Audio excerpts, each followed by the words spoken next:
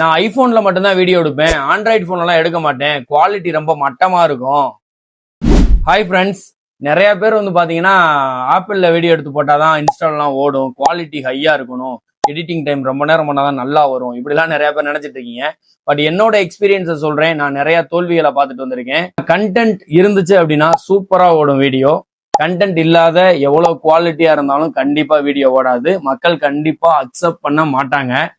இப்படி எடுத்தாதான் ஓடும், அப்படி எடுத்தாதான் ஓடும், அப்படிலாம் எதுவுமே கிடையாது. ஃபர்ஸ்ட் வந்து பாத்தீங்க அப்படின்னா கன்சிஸ்டன்சியா ஒர்க் பண்ணணும், கண்டினியூவா பண்ணணும்.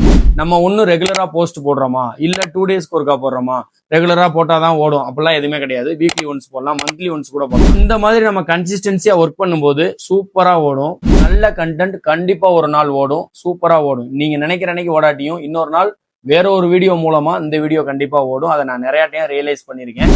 ஸோ நான் சொல்றது உங்களுக்கு ஒன்னே ஒண்ணுதான், எந்த ஒர்க் பண்ணாலும் சரி கன்சிஸ்டன்சியா பண்ணுங்க, கண்டினியூவா பண்ணுங்க, கண்டிப்பா சக்சஸ்ஃபுல்லா வரும். விடாமுயற்சியோட போராடுங்க, வெற்றி உங்களுக்கு தான்.